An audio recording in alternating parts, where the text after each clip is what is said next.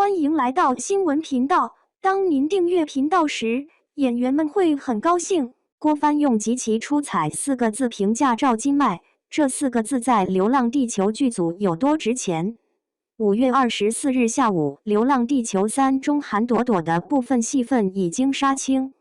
郭帆发了一条微博，并且附上了一张草莓蛋糕的照片，文案是：虽然还有最后一场，但是没事，我们先搞个杀青彩排吧。于是有人在评论区随便提了一句赵今麦的表现如何，他就直接回复了4个字：极其出彩。仅4个字就把话题给带火了，瞬间登上了热搜。其实，在《流浪地球》剧组中，这4个字的价值要比任何千万级别的通稿都要高。郭帆给其他人写的杀青文案都是留有余地的幽默，给沈腾的是基本上应该大差不差杀青，给杨紫琼的是没有特殊情况的话，恭喜杨老师杀青，给刘德华的是恭喜华哥杀青大吉。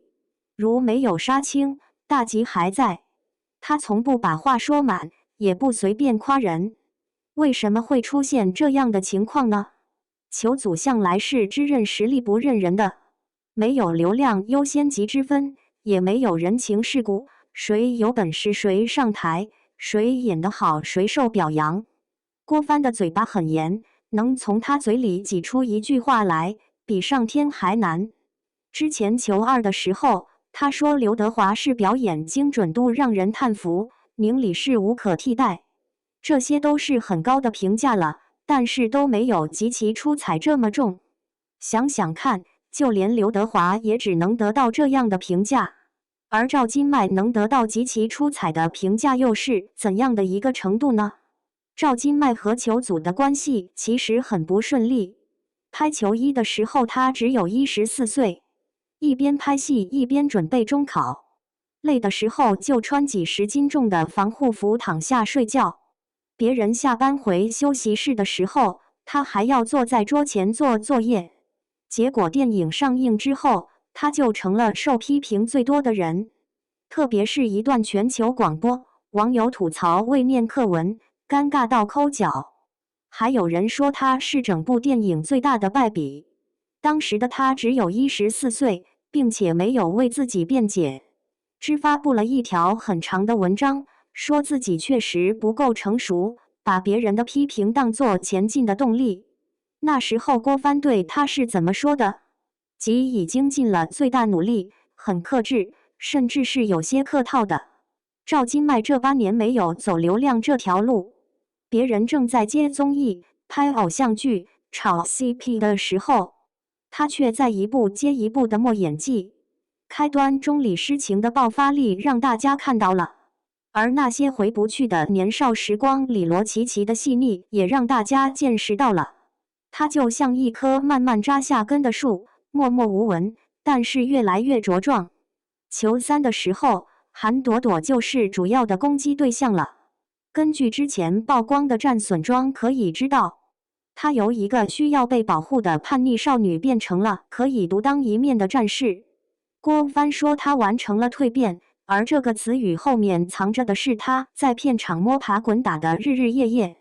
郭帆可以用极其出彩来评价她，说明她不仅把角色演好了，而且把角色演得比所有人想象的都要好。这不是官方通稿里客套的话，而是导演对作品近乎苛刻的要求，在看过成片之后发出由衷的肯定。网友的评论也很有趣，一条高赞评论说的是郭帆的嘴比金子还贵，他说非常出色，那就是能拿奖的水平。还有人说当年被全网谩骂的14岁的小姑娘，现在已经成了球3的底牌。还有人发现那个草莓蛋糕，说球组永远都会记得每一个人的喜好，很有温度。我是很感慨的。现在的娱乐圈里，很多人都想走捷径，靠颜值、靠流量、靠炒作就可以轻易的赚到盆满钵满。但是赵今麦用8年的时间证明了，在真正干事的地方，实力才是唯一的通行证。郭帆的极其出彩，并不是只给赵今麦一个人的嘉奖，也是对所有认真拍戏的演员的一种认可。他告诉人们，只要用心去演，总会有观众发现你的付出。最后说一句，《流浪地球3》定档2027年春节档，此时我对这部电影的期待值又被拉满，不是因为别的原因，就是为了郭帆这4个字，我也要去电影院看看赵今麦到底演得有多好。赵今麦这次会给观众带来什么样的惊喜呢？你最想看韩朵朵哪一场戏？评论区可以聊一聊。